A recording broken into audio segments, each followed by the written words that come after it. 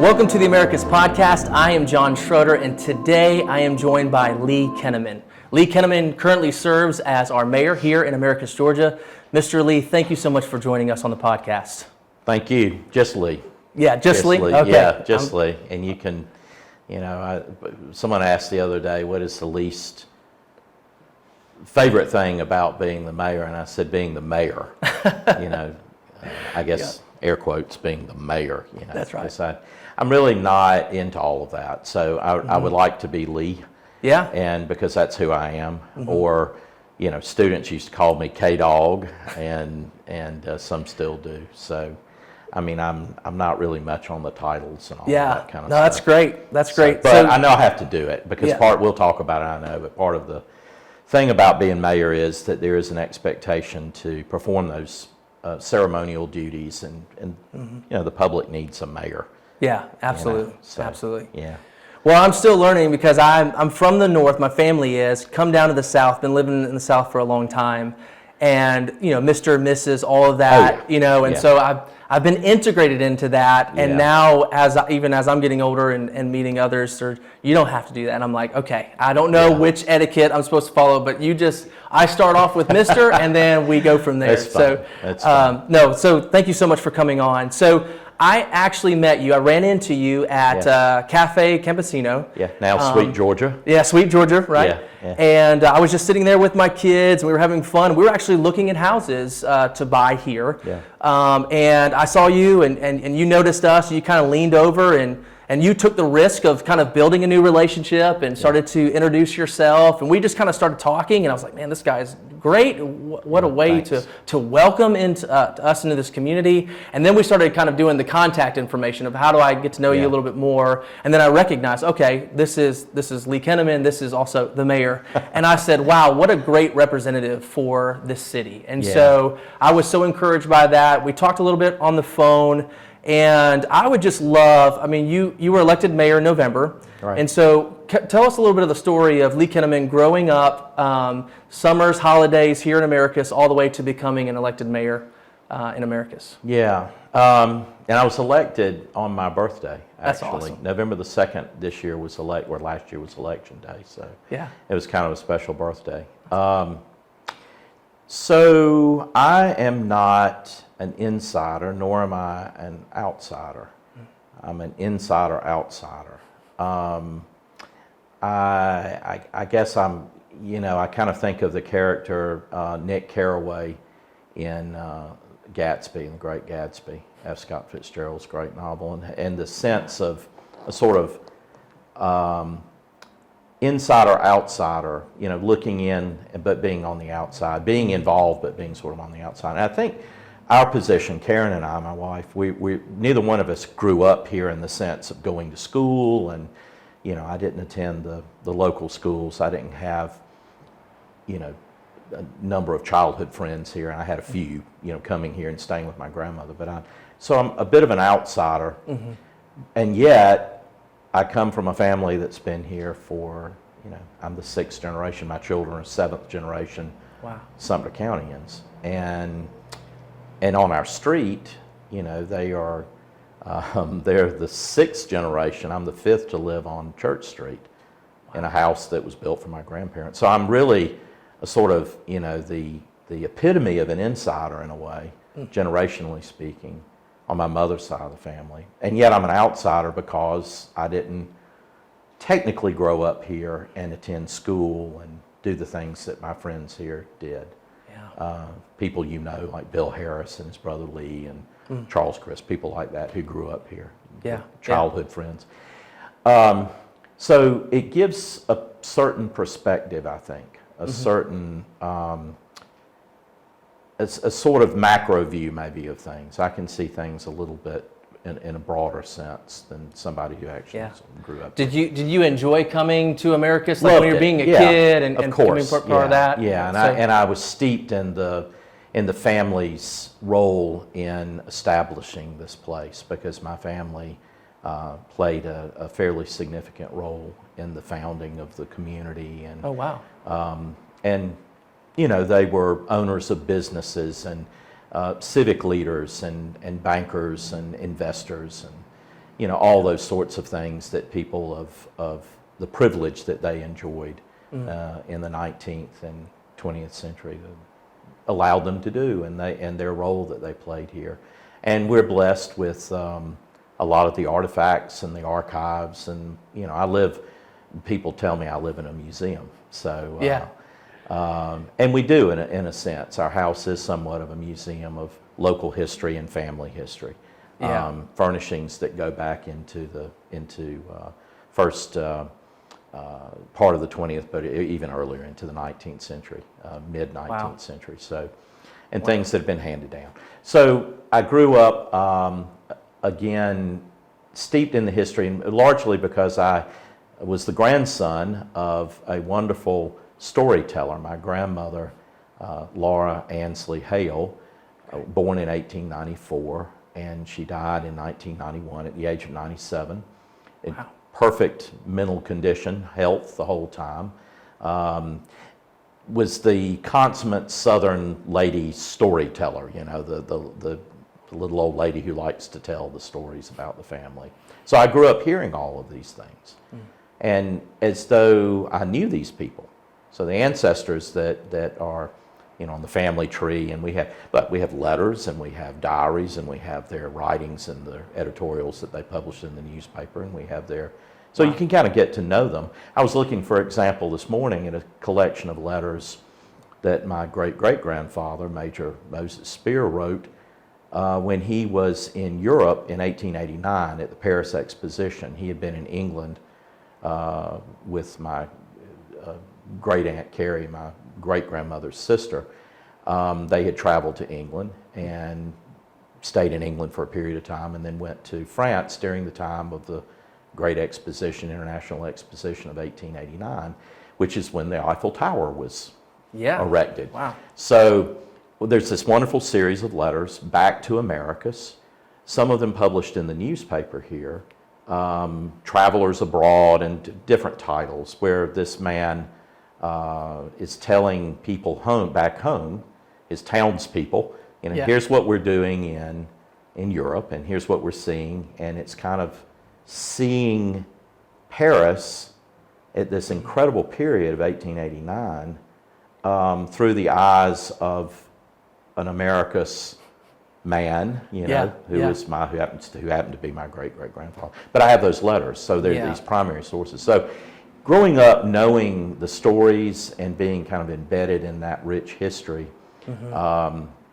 gave me a kind of insider view, and yet, an insider creds, and yet I'm an outsider still, because I grew up in Atlanta. I mean, I was born in St. Joseph's Hospital in Atlanta, and grew up. My parents were, moved to the suburbs, East Point area. East Point is where I went to school, public school, Fulton County Public Schools, and the East Point, College Park, Hateville area, Tri-Cities. And that's where, my childhood largely took place. And so what was it like for your parents? So I guess your parents then moved out of Americus to go to the my father was area? actually from Cartersville, so it's only on my mother's side that I have the generational connection to Americus. Yeah, my father's people, I always joke, my father was the first person in his family to attend college. He did so on the GI Bill. He was 16 when he enlisted. He had to get permission from his parents to enlist in the U.S. Navy. Went overseas, I think he was 17 when he actually went on board the USS Chincoteague and sailed through the Pacific throughout the war. Was at Iwo Jima and did all those things. So I grew up with a man, Ray Kinnamon, who, my namesake, I'm Raymond Lee Kinnamon Jr., he's Raymond Lee Kinnamon Sr. So Daddy was born in 1925, the progeny of hard-working, largely railroad men. They worked for railroads in the northern part of our state, including the famous Western and Atlantic, one of the first railroad lines in the state between Atlanta and Chattanooga. I have ancestors. But they were not owners, they were not investors, they were not presidents. They were track workers, and they were conductors, and they were engineers and mechanics and people who did the really hard, back-breaking work. My father came from that world. He married into a world where the people owned the railroad. So, right, they were bankers and investors in railroads. College educated back into the 19th century. The women in my family had been educated since the 1830s. Wow. Wesleyan, they were devout Methodists, and they were educated at Wesleyan Female College in Macon. And the men went to Emory College in those years at Oxford. So it was a very different, two very different people. My father breaking away from that background of no college, no opportunities. The GI Bill provided him, and it's a great American story. I mean, my father was a beneficiary of the GI Bill. He told me one time, I said, wasn't World War II a terrible thing?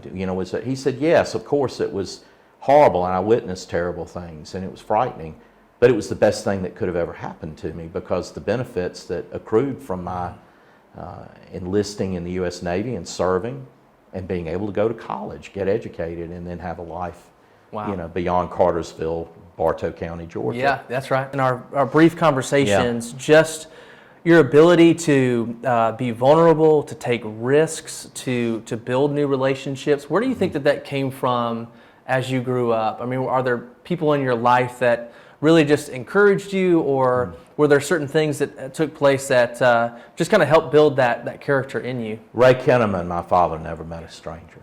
That's awesome. So, living kind of in his orbit, he was a big personality. He was flawed. Yeah. He was not perfect. There were a lot of problems with my father and growing up in that house. But the one thing that he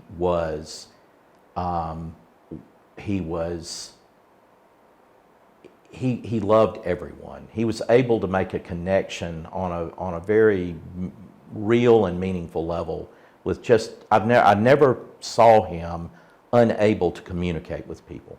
Wow. He was a great communicator. He was in the radio business. He trained. His training was in broadcast journalism, so he was a radio guy.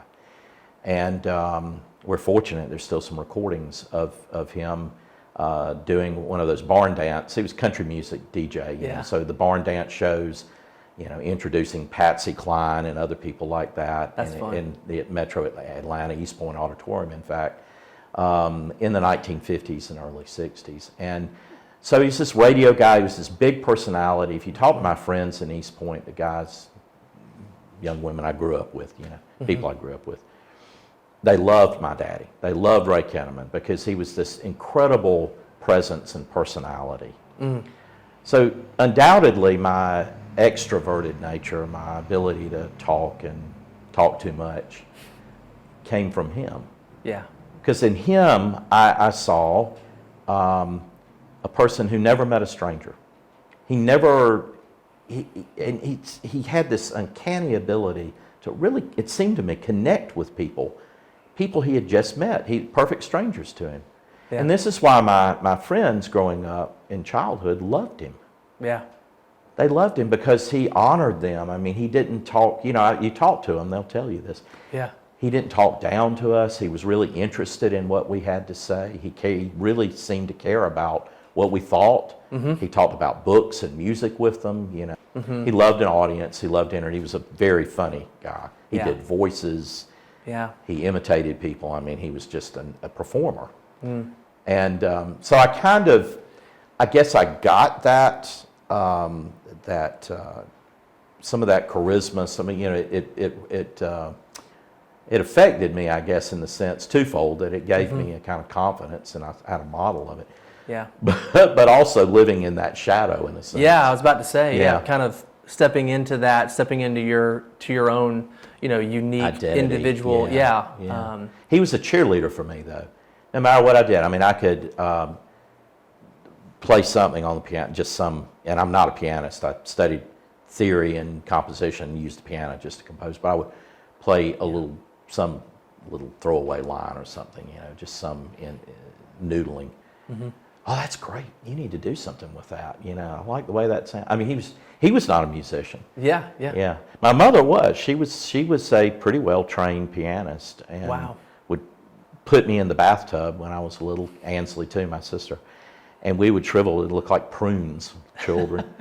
having bath time, and Mama would be in the living room playing Chopin and Rachmaninoff and Chopin preludes and so I had this musical education from the bathtub, listening to my mother play the piano, and she was entertaining too. She was a more serious sort. She had a good sense of humor. She wouldn't have been able to be with my father as long as she was had she not had a good sense of humor. Yeah, she had to keep up a little bit. Because he was never serious. Yeah.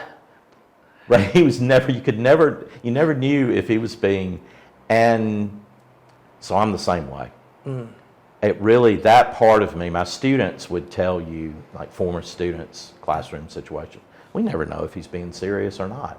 Yeah. There's always that kind of, I always want to mess with people, I suppose, and play and joke, and say things that kind of put people off guard a bit. Yeah. I mean, I have that. It comes from Ray. Ray Kinnamon gave all that to me. Yes. Because he did all of that. So you go to college, and then you make your way to America. So how did you go from, okay, I'm not going to take this route, but I'm gonna take this route instead? And then what led to that? The same problem. Okay. So what do you do with the Swanee liberal arts education? I mean, what do I do? I mean, I'd read, like one of my classes was Augustine, Aquinas, and Luther. Yeah. Right. So I mean, you can imagine, in the key readings in between those three touchstones, the big boulders that you're stepping from, Yes. one to the other, and all of the materials in between. So, but what do you do with that? Well, I knew I had to have a job. I mean, we were not wealthy to the, I mean, we were comfortable, but we were never to the point where I could just say, well, I think I'll, read Augustine, or I'll go and do whatever. I mean, have no means of support. No, I knew I had to do something. And I thought, well, what do you do with this? I enjoy reading. I enjoy writing. I like to think about things, solve problems, mental gymnastics, all that. Law school. Or maybe pursue a theology degree or PhD at Harvard in religion, which I looked at that.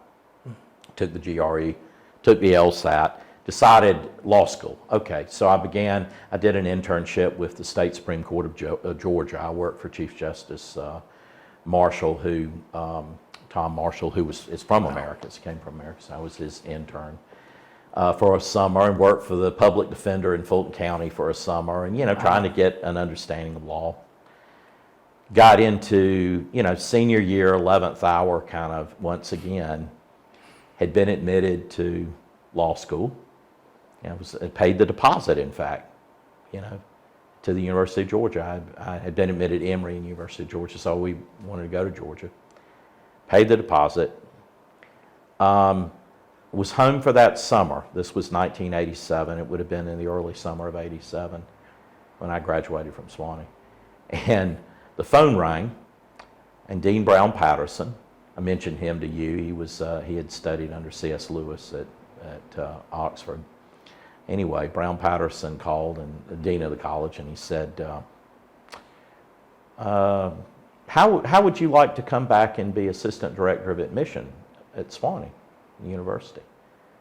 And we'd already paid a deposit now. I'd already made up my mind. I said, sure, I would love to do that. I guess I need to come up and meet with you. He said, yes, we need you to come and talk with us, and yada, yada, yada. So I think, oh my God, what did I just? I hung up the phone. This is in the days of the kitchen phone, with the long cord and all that. That's right. So I hang the phone up, and I thought, So I walked into the living room. My mother, I'll never forget, she was in the living room reading the newspaper at the time. And I said, Mama, how would it be if we gave up the deposit to Georgia, which was a fairly sizable amount of money for the time? And I said, that was Dean Brown Patterson at Swanee, and he wants me to come and interview and take a job as assistant director of admission. And she never even took the paper down. She simply said, I never really thought she wanted to be a lawyer anyway. Never moved the paper, and I thought, how awful. Why didn't you say something? Why didn't you? Mm-hmm. And years later, she told me, said, it was not my place to direct your life at that point. You had to you had to find your way yourself. Yeah. which I did. So I went back to Swanee. In the meantime, Karen graduated. Another reason probably I wanted to go back to Swanee was she was 3 years behind me. She hadn't graduated yet. Mm-hmm. And I was in love. We were in love. I mean, it sounds quaint and, corny, but Karen and I have loved each other for 32 years now. Longer than that, actually. We've known each other a good bit longer than that. So, wow. So I don't go to law school. And I began working in the admission office at the University of the South. I do some traveling, even up north. I remember one trip to Indianapolis, and I left later than I should have. I flew out of Nashville and arrived in the snow. The plane lands, it's getting toward dark, and the snow is just falling, and I'm thinking, oh dear Lord, I don't know how to drive in the snow. Because at Swanee, when it snowed, I just wouldn't drive. I mean, I didn't know anything about it. I came out of Atlanta in South Georgia. I didn't know anything about driving. That's right. So, and this was in the days before cell phones and GPS and all that manner of stuff. So, you're on your own. You have a gumstick map, with somebody had written, magic marker directions on there. So you're trying to hold this and drive in the snow. So anyway, long story short, I did the admission deal. And what I began realizing, though, was that I thoroughly enjoyed talking with teenagers who were looking at their next steps. As bad as I am at it, I was able, it seemed, to coach people in their decision-making process, and interviewing them and all that. Swanee's a competitive school, so, it's kind of a regular interview, and, we have an admission review committee and all that kind of stuff. So, but I enjoyed it. The thing I enjoyed most was what we're doing right now, just the, conversation. I would be the one interviewing, though, right? And listen. But I would often find myself wanting to talk about the books that they had read, or the ideas that they had, or their direction academically their interests. Yeah. Especially when they were in the humanities, of course. I didn't have as much to say about people who were energized by math and science. Yeah. No offense to those who love it. But my bag was history and especially history of thought, thinking, ideas. So I did that, and increasingly I began to think, I really want an extended time to do this. I don't want to just have an hour-long interview a couple of times a week with, a student. I want to be engaged in the real nitty-gritty, the real process of teaching and learning. Yeah. And that was it. I finally found my way. So Karen graduated in 1990. We were married in June the 2nd of 1990, and we moved here the 1st of July. Okay. And we didn't have teaching credentials because Swanee didn't, it's a liberal arts college. There was no school of education at Swanee. So we had to go to Georgia Southwestern and take some education courses, pedagogy. Yep. And then got hired on in Sumter County Schools, and 30 years later, here I sit. Yeah. Well, so, I'm really interested. I love the fact, there are certain people that are really good at basic introductions, and they are energetic, they are engaging, but it seems to me that that's only a part of what you're so good at doing. Is it's not just, hey, I want to get to know you, but like there's more to it. I want to get deeper into that level. Where do you think that comes from? Not just saying hi and being energetic for the first 30 seconds, but a deep need. You're taking students, you're trying to help them figure out their deepest questions. Yeah. You're wanting to where do you think that comes from? Because I despise small talk. Yeah. I really despise small talk. I'm not very good at it. Mm-hmm. And that might be a certain social awkwardness. I really don't do well at small talk. Yeah. I really do want to know what you're thinking. I want to know who you are as a human being and what your ideas are. And to exchange ideas seems to me to be one of the joys of this life. It's a blessing we've been given. I think God wants us to think and to ponder important questions. I don't think we're meant to be robots. Yeah. Right? Yeah. We shouldn't be on autopilot, just cruising through the world. I think we're called to look into deep, complex questions and grapple with them. Yes. So in my study of religion and philosophy, that energized me. And it energizes me when I have those conversations with people. Yes. And the back and forth give and take of ideas. And I just don't like I don't think, I think we're more than small talk. I think we're more than the recent score, the weather, you know, where you're going for vacation. I mean, I just think we're more than that. Yeah. I mean, I love music, I love art, I love literature, history. I'm energized by those things. I also like to fish and hunt. So I can do, I do have some basis to be a guy, and all that kind of stuff. But even those activities take time, and they take effort. It's not just something you can just walk out and shoot something or fish. No. You might be out there for hours just engaging into that. And it's meditation for me. I mean, it's a time for me to get out of my head. Yeah. And walking a trout stream in the North Georgia mountains is a form of, it's a spiritual practice, really. I mean, it can be. Yeah, and I think that's one of the things too. I'm so encouraged by you and your story, but I'm also, because it's one of the things that I'm looking forward to as well. I'm not that well with small talk. I try to do the best that I can, but it's the reality that I feel like one of the crisis that we're having is that we don't know how to people anymore. There's a relational crisis that's going on, and we're losing sense of, we're making so much of our relationships just transactional. What can you do for me? Yes. What can I do for you? Yes. And once that's done, or I don't feel like I'm getting something from you, then I'm going to go find another group of friends or another relationship to continue this transaction instead of this. That's very, it appeals to us, that transactional process of thinking of friendships in that way, because we're so programmed. Yeah. We're in a consumer society. Consumerism, it has effects at many levels, and can be spiritually stultifying, because we look at, prosperity religion is all about that, isn't it? I mean, it's to sort of put the coin in the gumball machine, do the right thing, and God rewards you. Probably need to look at Job a little more closely. Yeah. And what that faith relationship looked like. Because that was not that wasn't transactional at all. All bets are off on that, right? Yeah. So it's a good story to look at and think and ponder that. I think we're called to do that. But I thought about, in fact, in the truck on the way over here, I was thinking about, what neighborliness looks like, which it's an important concept to me and something that I campaigned on. And then I started thinking about the pay it forward movement, which I don't want to hate on the pay it forward, the idea, but that itself, it has a transactional sort of overtone, doesn't it, or nature to it. I don't even like the idea of pay it forward, like I did this for you, now you need to go and do it for somebody else, at least not in that sense. Yeah.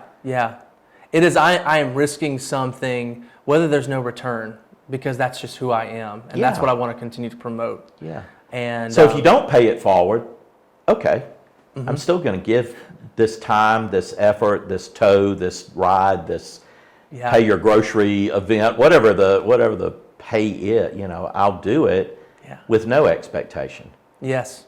Yeah. Because that's really the nature of grace, isn't it? I mean, it's a gift freely given. Yeah. And all we're called to do is to receive it with love, with gratitude, just to receive it. Open yourself to the gift, which is the hardest thing, actually. Yeah. I mean, that's really the most difficult part of all of it, is to accept it. It's easy to give. It's more difficult, I think, to receive. We're awkward when we receive. Yes. Because we don't think we deserve it.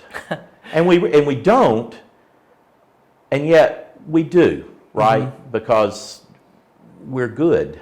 Yeah. Human being, you deserve love freely given. I mean, the most important thing we can do for our children is to teach them how to love unconditionally. Yeah.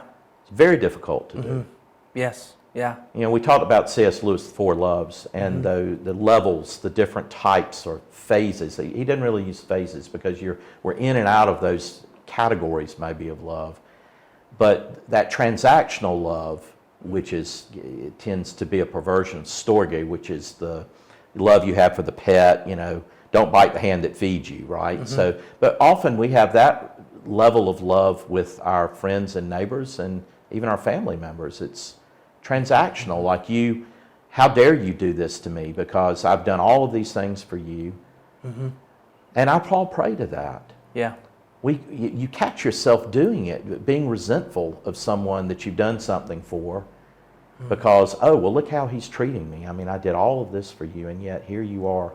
Is this how you return the favor? Yeah, yeah. And that's who's damaged in that? Because you're all wrapped up in what you think you deserve. Yeah. And, yeah. you know. So if certain things like culture or whatever it may be is leaning heavily on whether it's consumerism or transactional, where does that come from you, that unconditional aspect? Needing it myself and finding it in unexpected places. I'm going to get emotional thinking about this because it is emotional for me. You know, through the church, the teachings of the church, and I have been blessed to have known saintly priests in my life who helped form my thinking in terms of my faith, and I don't know, just relationships with certain priests have been so beneficial to me, and helping me to see beyond the intellectual faith. I mean, you know, I had the background in theology, philosophy, and so forth at Sewanee, but more an experience of faith and the modeling of what it means to be Christ-like, what that really looks like. And it's not something abstract and otherworldly, and, you know, we think of the, you know, Renaissance and medieval and Renaissance paintings of figures from the Bible and Jesus, the Holy Family, you know, and the halos and everything is so. That's not it at all. And I'm attracted, interestingly, to the paintings of Caravaggio. I don't know if you know who he was a very earthy Italian painter who did a lot of religious scenes that were very controversial in the day, because he would take a beggar off the street. He would take a thief. He himself had a very checkered sort of life. You know, he was involved, you know, in and out of legal trouble, and, you know, he was a real human being, a real person. And he wanted people to understand the earthiness of the faith, and not that it's some sort of otherworldly, ethereal, kind of removed, completely wholly transcendent, because that really isn't our faith. I mean, it's God becomes incarnate. God is incarnate in this world, and it's in the world, it's in this that we meet the divine. Yeah. And it's here, it's right here. Yeah. So that's why I guess I like those paintings, Caravaggio's painting, because they're very, they're gritty. And so anyway, I think that as far as a faith journey or a spiritual understanding of my role, maybe, I guess, is when we connect with people on a real level. We get away from small talk. We move away from superficial, guarded conversations. You know, I've talked with you about fear. Fear is the enemy. You know, fear, trying to protect yourself, trying to justify yourself, trying to defend yourself, trying to look good so that you don't lose credibility. Yeah. Whatever those fears, fear of loss, fear of failure, fear of having no money, fear of scarcity, all of those things they drive bad behaviors.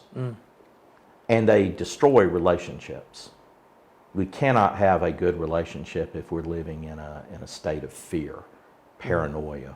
Yeah. Because you're always going to be fighting or fleeing. Yes. Fight or flight.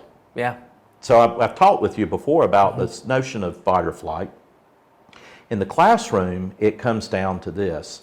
If I do not have a good relationship with students, one in which they trust me and I trust them, And we develop even a kind of loving relationship for each other, where they really want to be there, and I want them there, and I miss them when they're not there, and I miss the interactions we have in the classroom, and I'm entertained by them, and they're entertained by me. There's nothing wrong with that. There's a joyfulness to it. Yeah. Right? Learning that's should right. be joyful. That's right. It should be entertaining. Now, I don't mean in a cheap, video game sense of things, but there ought to be. We should get passionate about what we're learning. That's right. Be passionate about it. So I realized that if I can create an environment, and I think I just did it sort of just because, but if you create an environment in which there is that engagement in the subject in a very passionate way, you share your passions, you're loving to them, you're not so fragile that you can't take the abuse of a tart-mouthed teenager. Right? If you bruise easily, you probably don't need to work with teenagers because they'll wound you. Yeah. know. They'll test you. They'll test you. I mean, they'll look at you and say, your hair looks like you have a toupee on today, Mr. Kinnamon. Whatever. I mean, they're terrible. They're terribly insulting. Or they'll say, you've gained weight or whatever. So if you take yourself too seriously, if you bruise too easily, if you're all into your own ego and self-aggrandizing energy, then you're not going to do real well, not just in the classroom, but I would say anywhere. I mean, if you can't laugh at yourself. Yeah. The other thing Ray Kinnamon taught me was laugh. Have a good time. Life, there's a lot of funny stuff. There's a lot of funny stuff out here. Yeah. People are funny. You're funny. You do silly things. So laugh at yourself. Be able to, in a good, healthy, constructive way, laugh when they laugh, right? Laugh with them at things. So, yeah. So anyway, so tell me a little relationship bit about because I'm listening to your story and there's parts of it that we know that relationships are messy. They just are, especially at the very beginning. Yeah. They're always messy, but like you said, even with students, like they're just kind of testing the waters. They're trying to see if you're going to stick around because a lot of the relationships that they may have are broken, and they know what brokenness looks like. Yes. They know, but they haven't seen a lot of reconciliation. They haven't seen a lot of redemption in those relationships. They just kind of, because they're so once I'm done. But what you're doing and what you're promoting just in your being is, I need to be vulnerable, but also vulnerable in messy places. So I'm going to be wounded a lot. But I need to take that to create a space for people to know that it is safe so that we can go into these deeper conversations because I care about the individual that's past all of that kind of small talk. How do we get a little bit deeper? And it seems to me that you carried that on to the students and just through your time here. And so what does that look like even as you transition to mayor? Do you feel like that's kind of been a staple of you, of people saying, I really trust, Lee Kinnamon? You don't give up on people, I think, is the key. I think going back to the classroom, I can think of a lot of times that I had a particularly difficult student, behavioral problems, and I would pull them out or have them after class or whatever and talk with them and say, I feel like you're unhappy. Start with that. You're not real happy. What's going on? I didn't have a lot of discipline referrals. The only time you would get a referral to the office in my room would be you did something I had to refer, like if you started a fight or something, that would be, you have to take action on some things. But just if they were disruptive or if they said something insulting to me, I didn't just order them out of the room. I would talk with them, because if we give up on people, as you say, in those messy moments, then what's left? Because eventually you're going to have nobody left. There'll be no relationships left because it all gets messy at some point. Yeah. So it starts with maybe not giving up on yourself, realizing that you're a wreck. Yeah, you're part of the mess. You're part of the mess. And that you need to be able to look at yourself and laugh. Yep.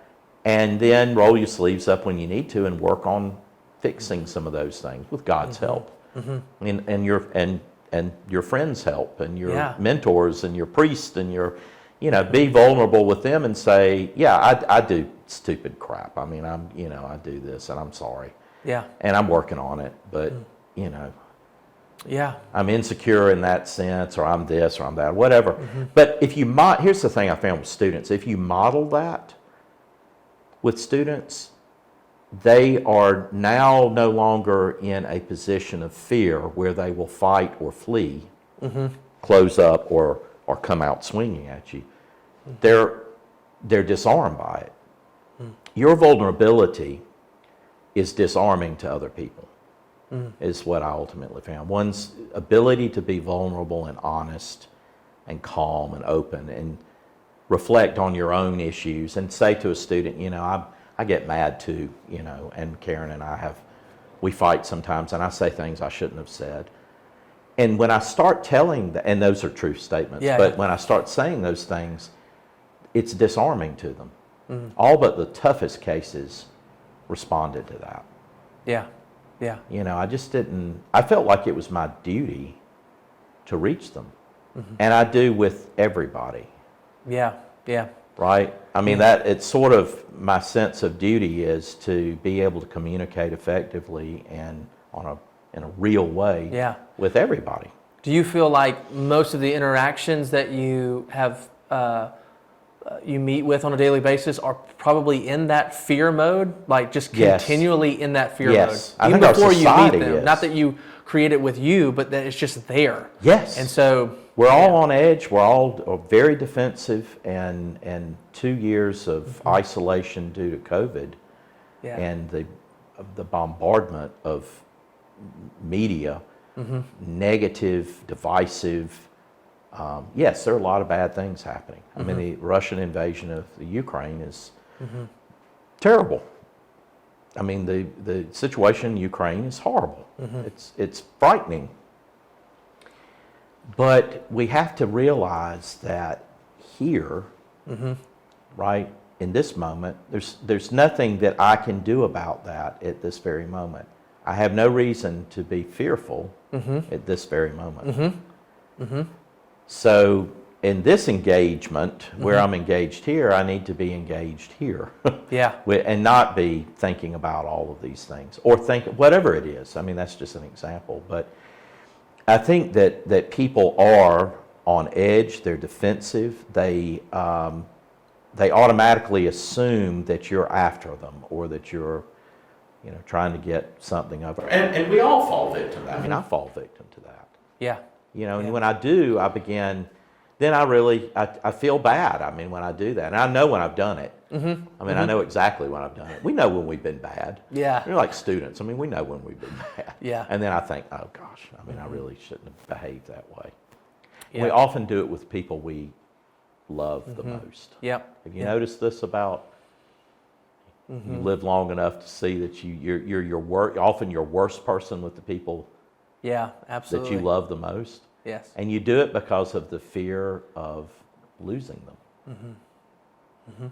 The fear of loss is one of those things. It goes back to that whole abundance mindset. If you wake up with a feeling of gratitude for all the gifts and wonders of this world, a joyful spirit, then you can bring that to. My wife helps me with that. She's somebody you ought to interview. She has a deep spiritual inner life. So when you see, it's so encouraging when you begin to notice that people are in this, and again, it might just be subconscious in your mind, that someone's in this fear mode. Your hope, your response to that is, I need to be vulnerable right now. I need to create space for them. And it may take a second, it may take a month. But that's my hope, is as I'm interacting with this individual over a period of time, that I'm creating a space for them to not have to fear, so that we can go deeper, so that we can recognize one another and then grow from that experience over and over time. And it's hard to do. It is. Especially in the political arena, because there's so many competing pressures, and you're one vote. I'm not even a vote except in the event of a tie, so I don't. And there's political baggage and background that when you're newly elected, you're walking into. Because these people have served with each other. Only two of us who are new on the city council. Okay. Yeah. You know, I'm new as mayor, and then Nicole Smith, who is new as a council person. And the rest of the people on council have a history with each other and with the former mayor. Yeah. And so there's all this baggage that you and past that you sort of inherit. You walk into this, and it's difficult. I mean, it's challenging to me. Yeah. Because, So you came on, and people saw you in such a way that they wanted you to be the mayor, right? I mean, that's kind of I didn't want to be mayor. Yeah. I mean, I could really definitely didn't tell. want to be. Yeah. I mean, I did. So people encouraged you, said, you know, hey Lee, I think you need to do this. I think nagged me. Yeah. And so you do it, and Yeah. here you are. You are now the for better or elected for mayor, worse. elected mayor. Yeah. And so tell me a little bit about, we had talked about it on the phone, just this idea of like what's a mayor's role in a city? What do you feel like your part in this city is? Well, maybe to tell you why I ultimately broke down and did it, because I think it'll help. Yeah. So when Karen and I retired, we both taught for 30 years, and I was tired. I mean, I wouldn't say burned out, but I was ready for something different. And I was really thinking, oh, I'll have all this time. I can read what I want to read. I can go through the documents and papers in the family archives and papers, you know, and I can do things in the yard and take care of the house. And we can travel. Because COVID, you know, kind of interrupted those travel plans a little bit. But we were talking about, you know, pretty extensive travel in Europe, like going and living in Europe for a month or so. And I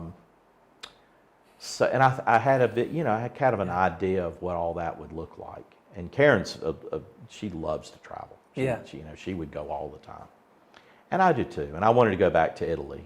We took students to Italy and had a wonderful trip.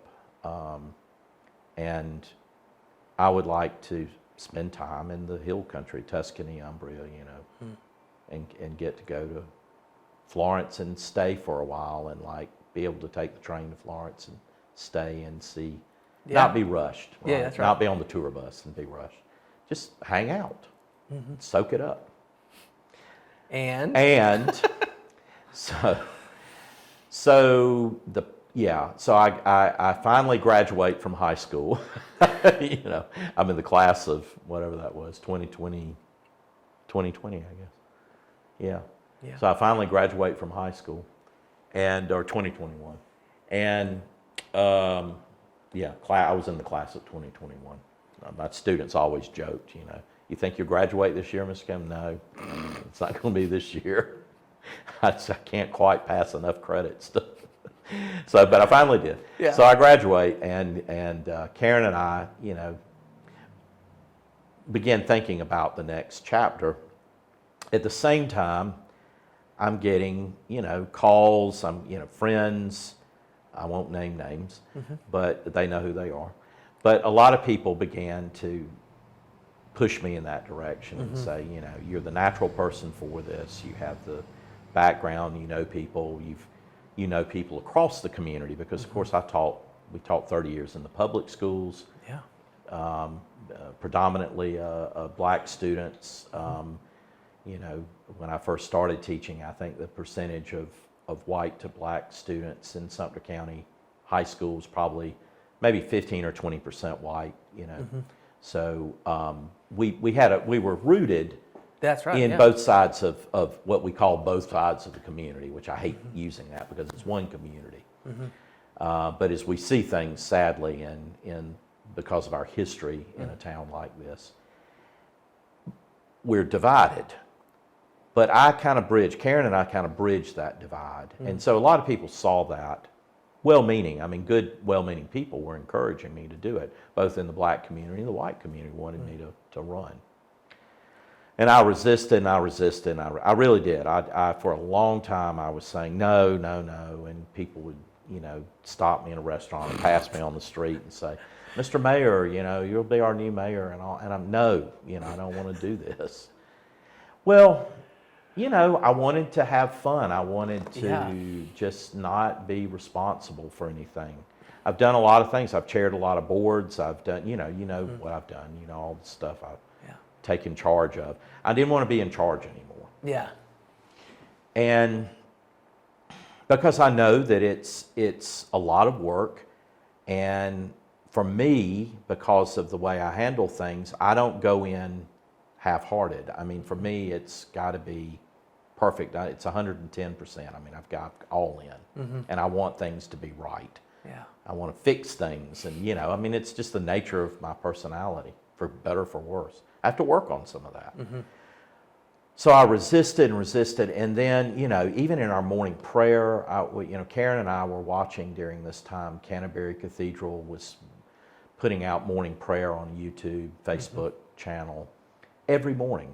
Dean Robert Willis, the Dean of Canterbury Cathedral, this wonderful Anglican divine, doing this great morning prayer, great exegesis, wonderful message every day.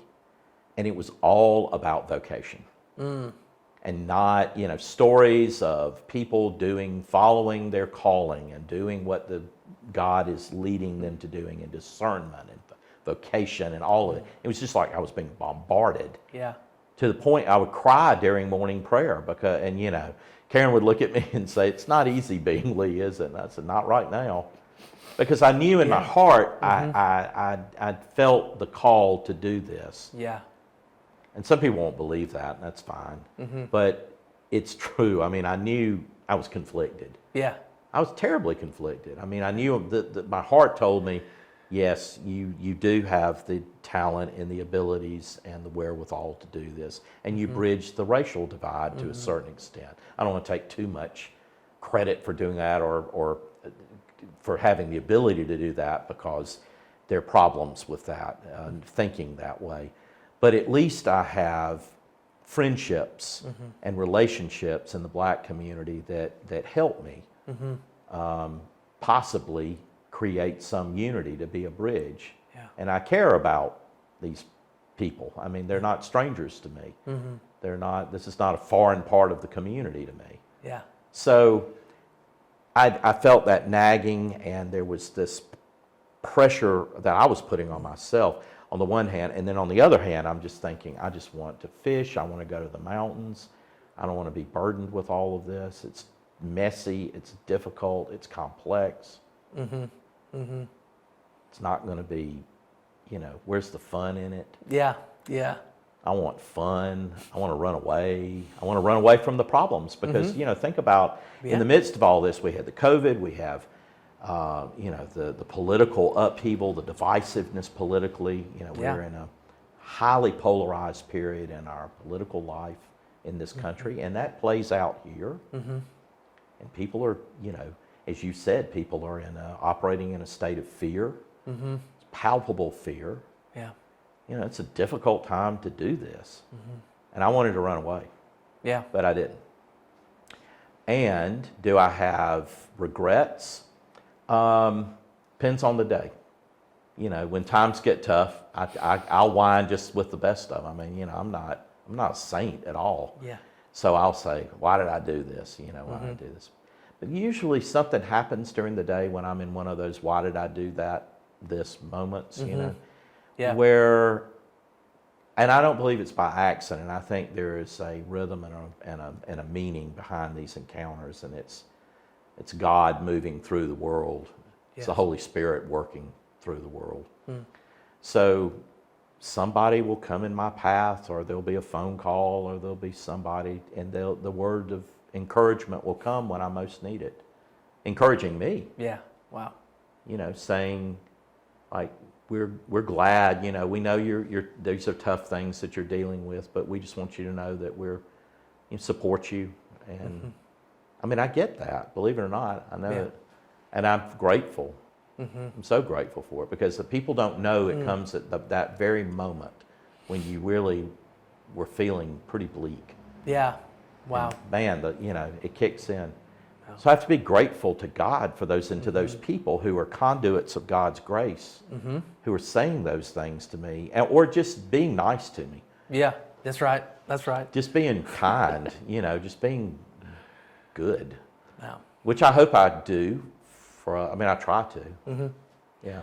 Well, I've been encouraged, like I said, just moving into the area and just knowing that you as the mayor, you have experienced messiness, you've taken risks, you've been vulnerable, and that moment where you could say, okay, I'm kind of done being vulnerable, I'm kind of done taking risks, I kind of just want to this is the end of that story. Yeah. You're continuing to fight, but that's still costing you.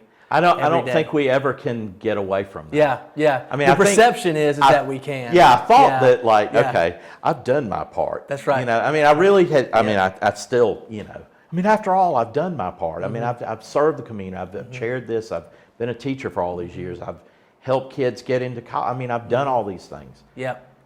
But God has a way of determining that next chapter for us, whether we want to be receptive to it or whether we want to tune the radio so that we can get the message or not. My station, the dial is always a little off. Yeah. I can hear the broken message and see bits and pieces. Of course, we don't see through the glass clearly, right? But here's the thing. When you stop looking, you're going to stop seeing. So we have to keep looking. And I guess that's what I was trying to run from was I didn't want to look at I didn't want to look. Yeah. I wanted to isolate myself, pull back, retract, pull away. And comfort and ease. The biblical, story of Moses, and he's, with his father-in-law, and he's got a setup, right? Yeah. And he's been hooked up with a good situation, enjoying life, and then God said, "No, you got to go to Egypt. You got to go back. You got to go to Egypt. Yeah. You have to go do this." No, why me? Yeah. No, please not me. Don't make me do that.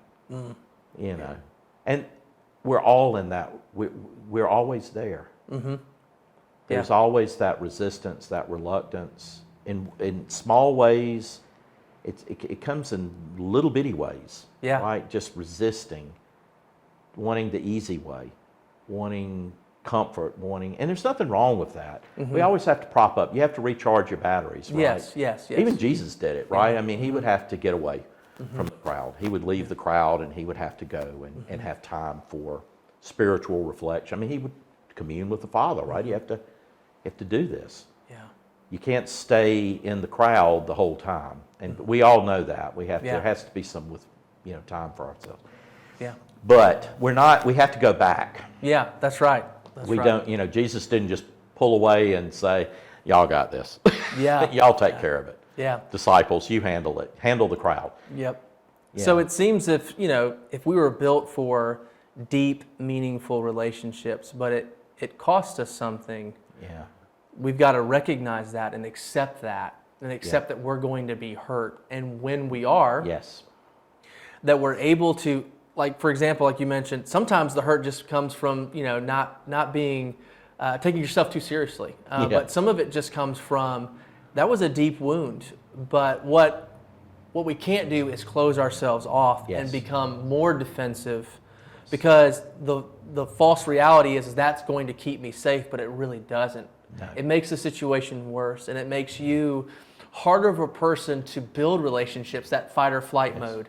And you can't receive divine love if your heart has hardened, so it becomes impenetrable. Yeah. And I'm referring now to the section agape, C.S. Lewis's Four Loves, which we talked about earlier, and he has this wonderful passage where he says, you surround yourself with little distractions and hobbies, and we do it. We harden ourselves to the world through what appear to be rather benign activities. They're not immoral in and of themselves. Activities, little hobbies, little distractions, travel, all of these things to distract us from engaging. Yeah. and being vulnerable. So you harden yourself, and then he says in the end, you create this coffin for yourself where your heart can't be broken.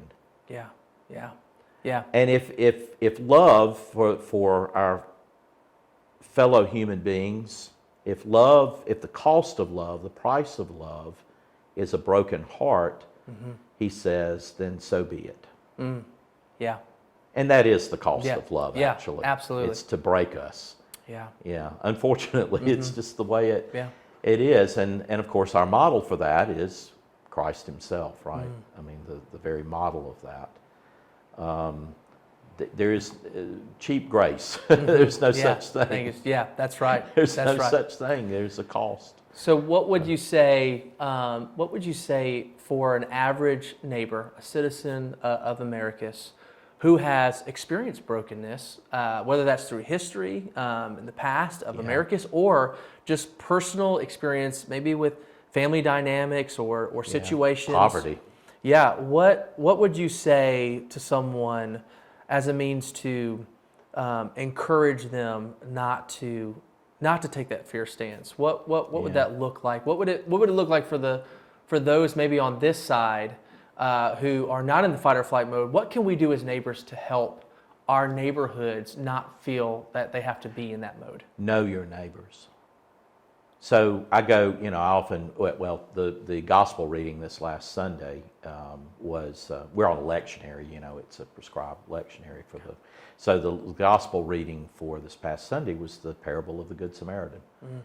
So that got me thinking, of course, I've studied a bunch of times, but that got me thinking about our conversation today, because this was just a couple of days ago.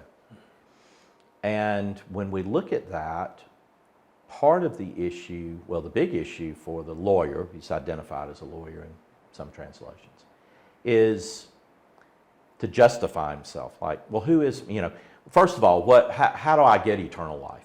What's the key to this? What coin do I put in the machine to get eternal life? Or is the eternal life coin? What do I have to do? And Jesus, of course, knows that he's trying to, justify. And, goes back to the law. Love God, love your neighbor. Right? Well, who is my neighbor? Trying to trip him up. Well, exactly who is my neighbor? And then he lays on him the great parable of the Good Samaritan. So you have the priest and the Levite, both of whom are in the old tradition of, serving in the temple. I mean, a priest and a Levite, right? So that's right. And they encounter this, they don't even bother to see if this is a dead body or not, right? Because if it is, they contaminate themselves and it's costly. Because then you can't serve in the temple. I mean, you've been defiled by this, dead body. The law, the letter of the law. That's right, yeah. The legalistic approach to all of this. And they stand to lose a great deal by engaging with this dead body. So, or, whoever in the ditch. And they're on, the road to Jericho is a dangerous road. I mean, that's no joke. It really was. Historically, it was a dangerous trip. And then along comes, Augustine would say, looking at it allegorically, it would be, Jesus is the Good Samaritan, right? And an allegorical interpretation of that parable.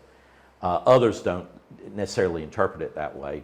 John Calvin, of course, had a different approach to it, more of an ethical, moral interpretation. But just looking at the story, it's pretty clear that we are called, Jesus gives the command at the end, go and do likewise. And the Greek, the literal, is like something like depart from here, or depart, and you yourself perform the same. It's not very elegant, but it's a literal translation. You yourself perform the same. Perform, do. Not recite, not go to church. Nothing wrong with going to church, by the way. But don't think that you can, through these ritualistic actions or through that you in some way can save yourself. That this is that transactional thing that you can put the coin in the machine and achieve eternal life. No, he's very clear. I mean, it's one of those places where Jesus says, No, depart, and you yourself perform the same. Go and do likewise. Yeah. Yeah. Go and do. Not stay here with me. Go and do likewise. You see what the situation was here. This Samaritan comes up and with a Jew in the ditch, enemies, sworn enemies, mortal enemies, and seeing each other as unfit, unclean, unwanted, and yet a relationship develops. Yeah. Yes. And it's not transactional, actually. It's sacrificial. It's sacrificial. And this is why, of course, allegorically, you see the early church, Augustine seeing it as an allegorical, in a sense, of Jesus himself is acting as this Samaritan who's saying, yeah. So who's the neighbor here? Jesus says, well, obviously, the one who shows mercy. The translations vary, but the one who shows mercy. And that has to be us. Yeah. Yes. And nothing about that story is easy or cheap, or if you look at the historical context in particular and you study it, then you realize, oh my, this was called, why did the priest and the Levite run away from? Yeah. Because it was going to cost them. Fear. Fear. Yes. Fear. Right? And here's the Samaritan doing what Jesus would do and doing what Jesus says we have to do. Pick him up, put him on your donkey horse. Yeah. Get him to the inn, pay for him. What is it, 2 denarii, I think. Yeah. Which was a good bit of money, right? This was expensive. Yeah. And all of it is giving. It's sacrificial. It is. It's it's a story of sacrificial love. Wow. And no transaction, no pay it forward. Just do it. Right. Yeah. Do it because it's the right thing to do. And here's the thing, it's joyful. So where does a happy life come from? That.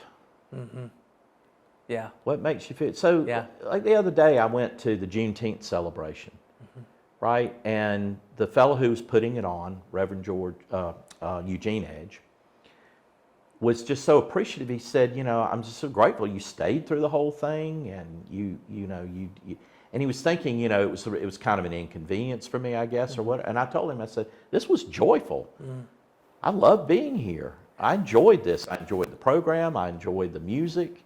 I really enjoyed being there. I got a lot out of it. Yeah. Now, did I have to go as mayor to do a proclamation? Yeah. The official act of the mayor was leave my house and go, and it was really hot, and go to the Jackson Street Depot and read the proclamation and, participate. And I could have walked on home. I could have left. Yeah. But I didn't want to. Yeah. I mean, it wasn't a sacrifice for me because I was having a good time. It was joyful. Yeah. And I think if we open ourselves in situations like that, where maybe it is foreign to you, maybe a Juneteenth celebration is something that's maybe not necessarily the most comfortable thing for you to attend. And maybe you're the only one of your race attending that. I wasn't. The police chief was there, and there were a couple of other white citizens who were there. Yeah. But it was a predominantly black event, as you would expect. Or maybe we shouldn't expect that. Maybe a better way to look at it is to expect a full community participation in the Juneteenth celebration. I do, I think. And I would tell people, go because you'll enjoy it. Go because it is joyful. Go because you will learn. Yeah. But I get it. You have to open yourself to that. You do have to be a bit vulnerable. There are people who would be afraid to go to that for a host of reasons. Yeah. So, overcome those fears.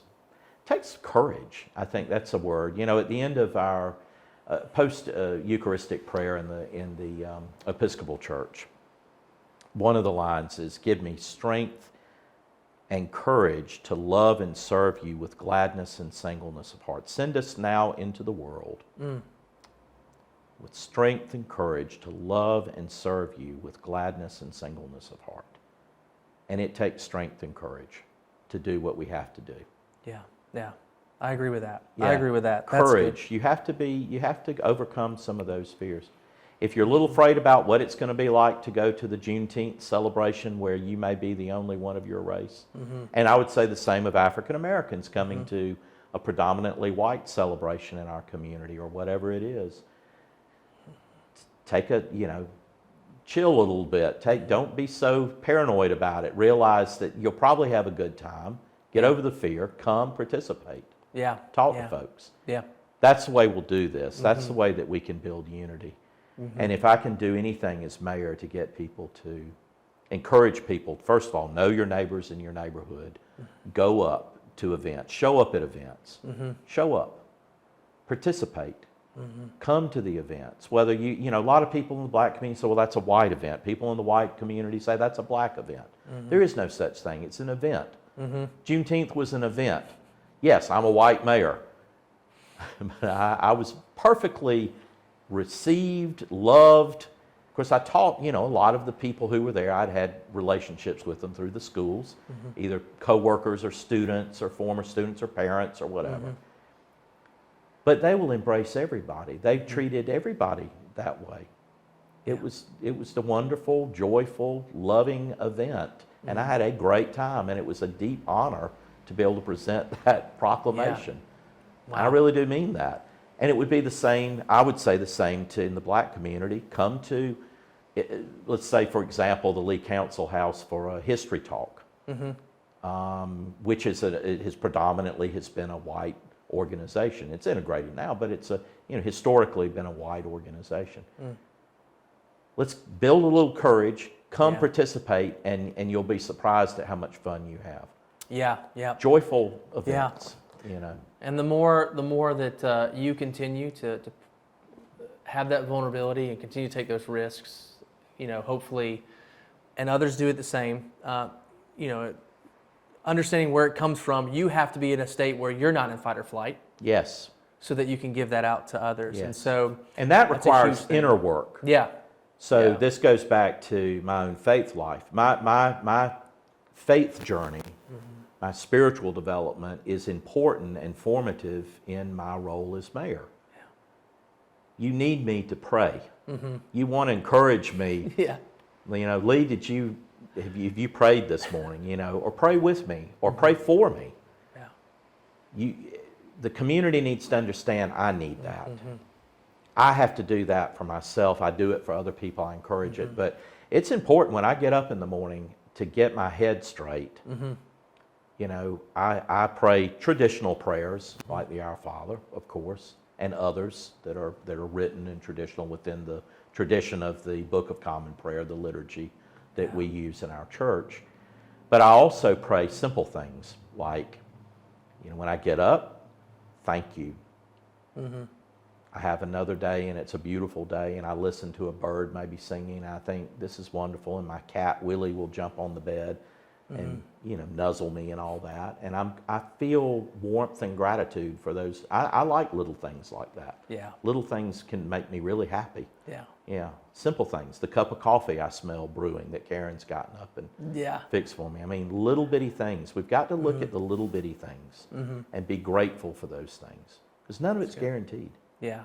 The fact that I wake up breathing that's not, that I wake up at all, right? Yeah, that's right. So I wake up and I'm grateful.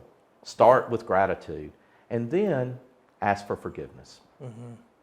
Step 2, after I do that, is, I don't deserve any of this, and yet it's all given to me. It's a wonderful gift, but help me be a better person today. Where I messed up yesterday, and you think about the things. If I was cross with someone, or if I misjudged someone, or if I acted out of fear, help me, be better. Forgive me for what I've done.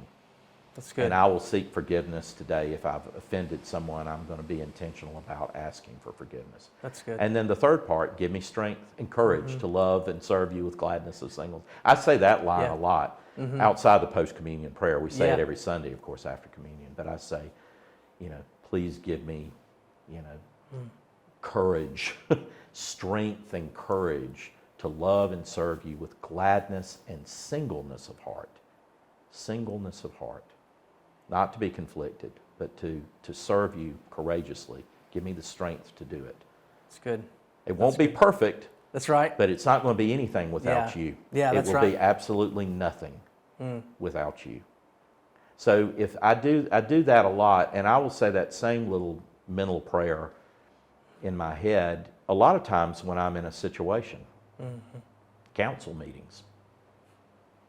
Somebody's talking and it's divisive or it's combative or there's tension. You know, thank you, God, for allowing me to be here to use my gifts. You know, forgive me for if I have done anything that harms you, that harms this situation, that does not further the kingdom. And give me strength to do what's needed in this moment. That's good. You know, just real quick. Yeah, that's really good. Real quick. Thank you. I'm Yeah. sorry. Help me. That's good. Thank you. I'm sorry. Help me.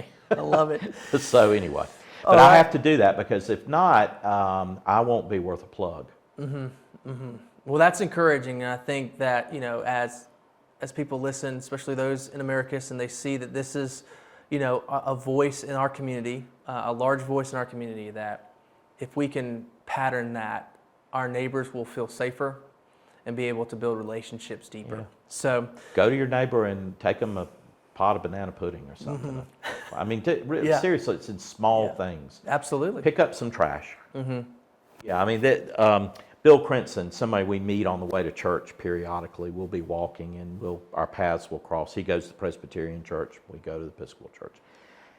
And he always has a garbage or a Walmart bag or a grocery bag, and he's picking up trash all along the way and putting trash in the bag. Yeah. And I told him the other day, I said, you are a wonderful citizen. This is the model that we all need to follow. It's a small thing. It's a very small thing. Yeah. And yet it is big. It's powerful. That's good. Yeah. That's good. Little things. All right. Well, Lee, I want to leave this podcast with a couple rapid fire questions, just to leave you with.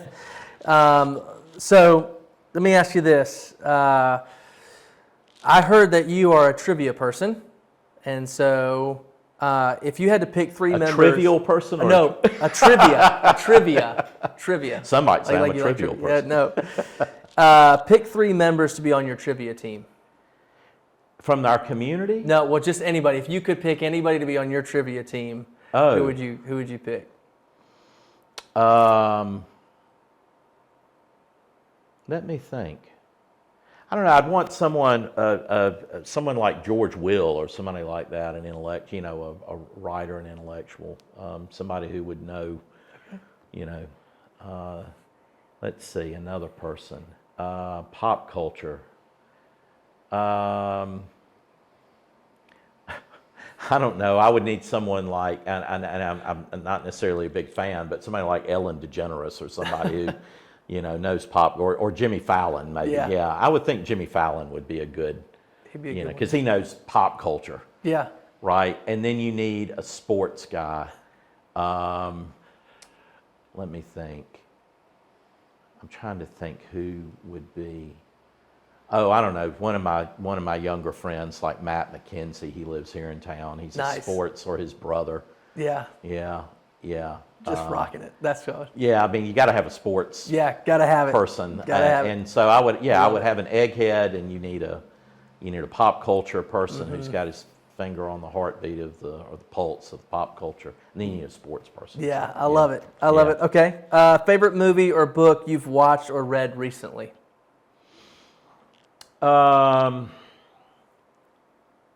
Well, a movie that we watched just recently. I'm in the middle of a Charles Frazier book, but I'm not ready to talk about that. I'm reading it right now. But Cold Mountain was his big, you know, the one that he got a lot of attention for. But this is another one of his books. The movie I would say would be Elvis. Believe it or not. Nice. I haven't got a chance to watch that just yet. Well, we watched it in Savannah. Karen and I were in Okay. Savannah for a Georgia Municipal Association meeting, and one night we didn't have an event to do or whatever. We had a night off and went to see the movie in one of those great theaters with the recliners. Oh, yeah. Yeah, where I was thinking I might need my CPAP because I'll start snoring or whatever. Yes, the mayor uses a CPAP. Yeah, so I'm that's sorry right. to crush you about that, but yeah, I have. But anyway, Okay. It's a great movie. Yeah, that's great. You talk about passion. The fellow who plays Elvis, an incredible performance. Yeah. Truly incredible. I need to go watch it very soon. Powerful movie. All right. What secret about the universe would you most want to learn? Secret about the universe. I would want to understand time. I would want to have time explained to me. Wow. That's good. That's good. 'Cause it really messes with me, the whole concept of time. Yeah. Yeah, the eternal now. I don't know if you're familiar with that concept of the eternal now, but that all time actually collapses past, present, and future into this moment. Yeah. That this is all that actually ever is real or it really exists. The past doesn't exist. The future doesn't exist. The eternal now is all we have. Yeah. So, I mean, I get that in a way, Yeah. but I want to unlock the mystery of time. Yeah, that'd be good. Yeah. That'd be amazing. All right, last question. Yeah. All right, so I just moved into Americus, and I'm from Albany, and so you have Albanians. So what are people in Americus called? This is just like I kind of just personally want to know, like, is there an official name for someone who's from Crazy? Americus? No. Crazy. Yes. No, just kidding. Yeah, that's right.